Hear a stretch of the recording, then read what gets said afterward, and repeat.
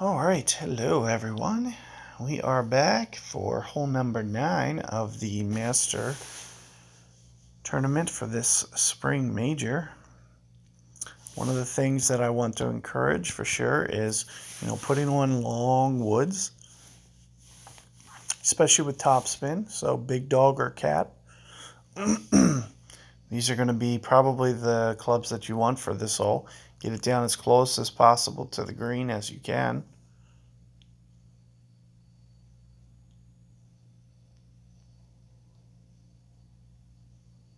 And aside from that, standard bag. But assuming we might not need too many long and short irons, I just have a hunch that the way that they're going to set this up, let's see what we're looking like for a bracket. All right. I'm still going to play this a little cautious. I would imagine I could finish 4 under.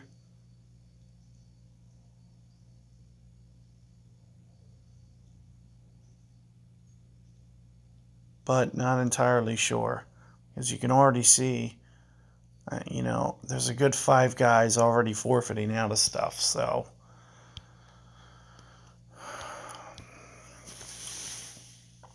I feel a little bit safer at 3. So maybe I'll try to birdie, still win. But that would have to bank on my opponent also birdieing. Ooh, side wind. Didn't expect that. I thought this was going to be an all-out bomb fest. So this actually makes things interesting because I feel like there's going to be certain guys like me who can get over and certain guys who can't. It's very close to getting over. I feel that the wind is a little bit into the face. I'll just go ahead and bite the bullet here for you guys. I think it's going to hit the bunker, but I'm not entirely sure.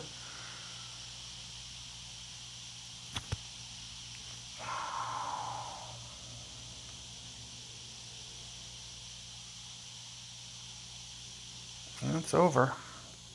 Now let's see what the other wind is. I'm interested in seeing the other wind. So other than that, you would have to lay up and play this very similarly to how you would in Tour 11. And there you see another complete side wind. It looks like she might have got the better of I can't tell. That's very close. But very similar to what I had. Don't really recommend going for it unless you had a Pog 7. It's just enough topspin to get over. And of course with Cataclysm, may or may not be able to get up there and give yourself a nice look.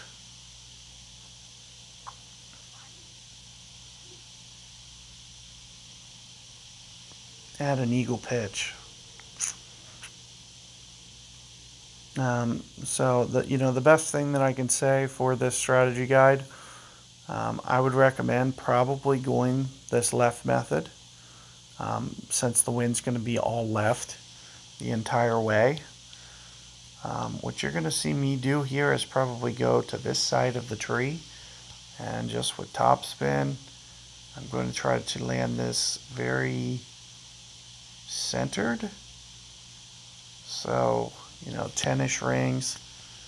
As you can see, I'm kind of going around the trees here, hopefully.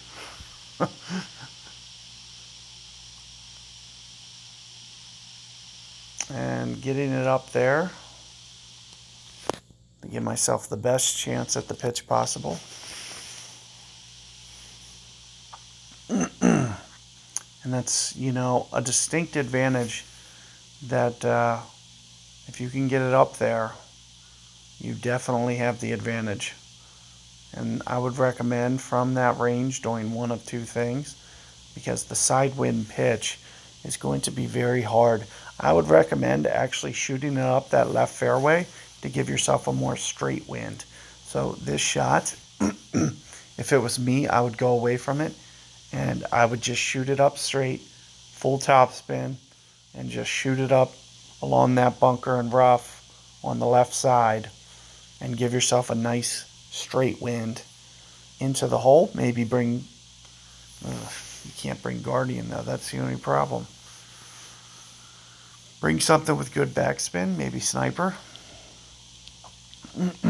And that's what I'd recommend. Ooh, I was half tempted to go for dunk here, and I hit it just a little bit too close, because this side wind is going to be a little brutal. Here you might see me play the fairway, one of the very few times that I do that. This is kind of a half club here. So at half club, I am good to go about 7 rings or so.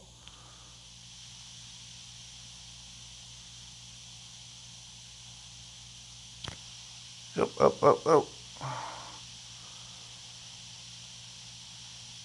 That's too much with that pull. I probably had it with a perfect ball. No big deal. I really didn't want any eagle there anyway, like I said, on the tee box. I said I wanted a birdie win.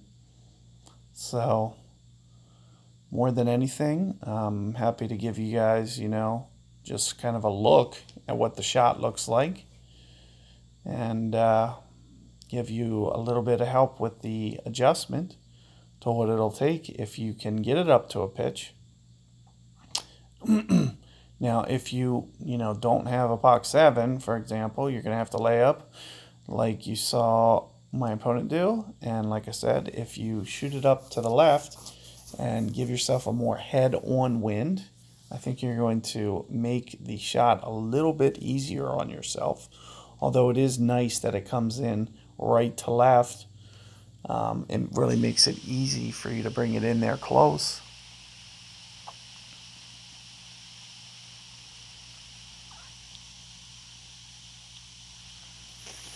So, I could see you being able to make that one with that nice right to left wind coming in that way as well. But a nice headwind, or a nice, yeah. Ooh, that was close. A nice headwind there, more straight on, would make the adjustment easier. And you could just do kind of a full backspin off the fairway and hopefully put it pretty close. If not, even make it too. Ooh, look at this wind. So this is going to be a hard wind to do this curl shot.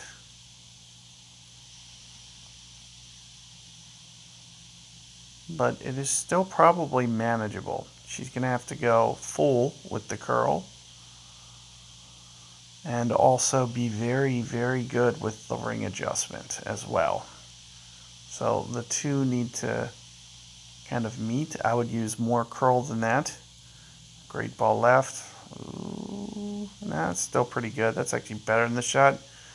That was going to be very tough to pull off with the perfect ball, because it looked like it might have went a ring too much. So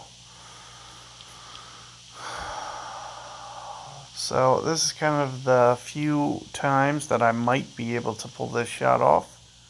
So I'm just going to, why not? We'll just go for it. It's going to be very challenging still because of how strong that wind is to the side. And you can see what I need to do with my aim. It is very aggressive. It'll be a very low percentage shot. I'm just going to throw that out there for you guys right off the get-go here. I'm going to play it very close to probably 1 per ring here. I'm going to need quite a bit of curl to kind of counter the effects of that wind. Let's see what this looks like. Oh. Kind of anticipated that happening. It is what it is. It was the disadvantages to taking Berserker there is that shot became virtually impossible. And as you can see, for the moment, I am qualifying, but I don't anticipate everybody here is going to give up on their rounds, so I do believe I will be good to go to fall out of this. 3 under in Masters seems pretty low. Seems low probability. So, but here you can see score-wise kind of what we're looking at. Ooh, that guy got the eagle on 9. That's good. Wow, getting the eagle on 9 is going to be a challenge. That's not too bad. And having the par in there too, that's a nice separator. That's not a bad qualifier. Of course, it's not going to be better than the 11. There's another 2. So the easier ones I'm looking at are 3 and 6, but 6 primarily. The best thing about 6 is being able to potentially get that Alba there. It's going to be your one good Alba chance. It's going to be on 6. So, I would expect 12 under to kind of be the score one way or the other. That assumes either getting the eagle on 9, which is going to be very challenging, or making a shot somewhere, whether it be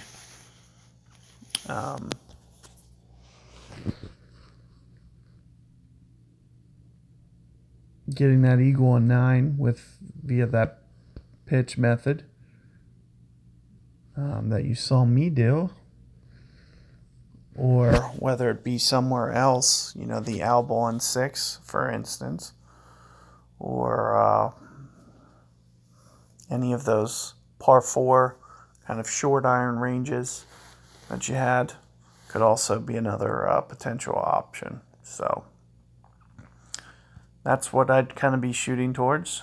It's more of the 12 under number. Be nice.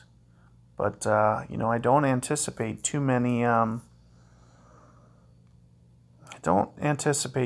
guys getting, a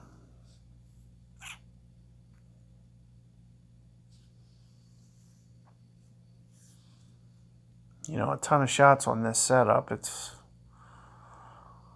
kind of set up a little bit challenging here for the Master overall.